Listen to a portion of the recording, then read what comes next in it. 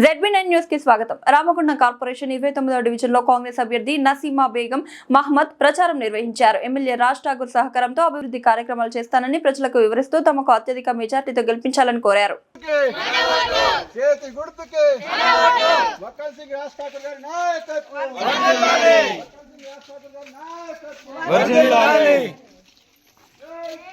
సంస్థ 29వ డివిజన్ ప్రజలకు నమస్కారం.